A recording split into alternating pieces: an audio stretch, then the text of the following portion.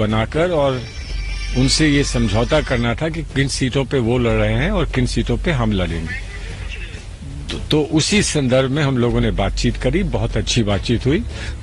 लेकिन हमने जो उनके सामने अपने विचार रखे हैं, जिन सीटों के बारे में जो उन्होंने हमारे साथ अपने विचार रखे हैं, उन्हीं को अब आगे बढ़ाना होगा और बहुत जल्द उनको बढ़ाने के लिए हम लोग फिर से मिलेंगे। वो हमारे शीर्ष नेतृत्व के लेवल के हैं, जो इंडिया का अलायंस है और जिसमें जितने लीडर्स हैं, उनकी आपस के विचारों के साथ ये निर्णय लिया जा सकता है। इस पे हम लोग नहीं कुछ अपने लेवल पर कुछ कर सकते हैं। सर, फिर कांग्रेस कितनी सीटों पर कोशिश कर रही है? क्या 40 से 50 या 50 से 60? कोई आंकड़ा अगर आप देना चाहें? संख्या या आंकड़ा देना संभव नहीं है और वो उचित भी नहीं है कि जब हम किसी से बातचीत कर रहे हैं तो जब संभावनाएं सामने आकर उस पर कुछ निर्णय होता है तभी हमको उस बात को पब्लिक करना चाहिए या आम जनता के बीच में आकर वो बात कहनी चाहिए। अभी हम सिर्फ इतना ही कह रहे हैं कि बहुत अच्छी बातचीत हुई है और वो बातचीत हमको विश्वास दिलाती है कि बहुत अच्छा समझौता हम लोग उत्तर प्रदेश में करेंगे और दोनों ही पार्टियां उससे ज्यादा उत्साहित होकर चुनाव लड़ेंगी। पश्चिमी उत्तर प्रदेश की बात करें सर, आरएलडी एक बार भी मीटिंग में नजर नहीं आ रही है। नहीं, उनकी समझा जाए सर? जी नहीं, उनकी बातचीत समाजवादी पार्टी के साथ है, उनके साथ गठबंधन समाजवादी का रहा है और उनकी बातचीत वहां हो चुकी है और जो भी उनकी बातचीत आरएलडी के साथ हुई है उसका ब्यौरा वो हमारे सामने रखेंगे या कुछ रखा है और उसको सामने रखते ही उसके परिप्रेक्ष्य में ही जहां जहां हम लोग सीटों की बात कर रहे हैं वहां पर बात होगी।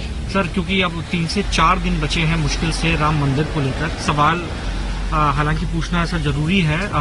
निपेंद्र मिश्रा इस बात को कह रहे हैं, जब उनसे पूछा गया कि जो राम को लेकर, भगवान राम को लेकर जो राजनीति चल रही है उस पर आपकी क्या प्रतिक्रिया है? तो उनका जवाब था, क्या भगवान राम को पॉलिटिकली किया जा रहा है या उनके अनुयायी राजनीति कर रहे हैं? आपको लगता है ये स्टेटमेंट आज के वक्त में इम्पोर्टेंट हो गया है जबकि 4-5 दिन बचे हैं? आपको लगता है कि राजनीति इस पर ज्यादा हो रही है या अनुयायी ज्यादा कर रहे हैं? देखिए, जो भी कर रहा है उसको ही दायित्व उसका बनता है कि वो इसका जवाब दे।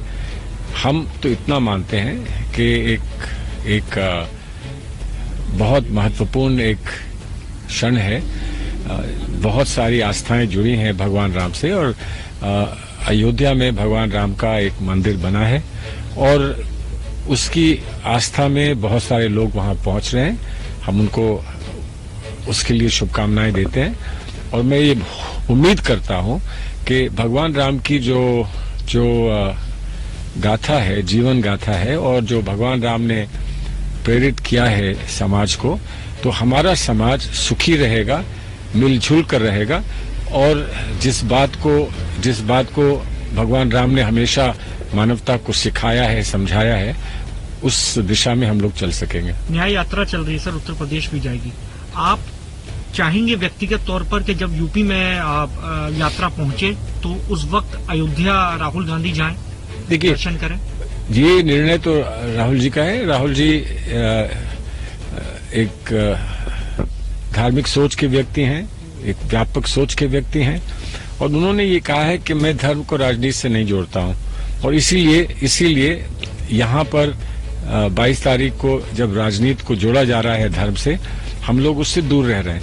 अब वो कब जाना चाहेंगे, कैसे जाना चाहेंगे, वो उनका निर्णय है और मैं समझता हूं उनका निर्णय उचित निर्णय आपको पता चलेगा समय से।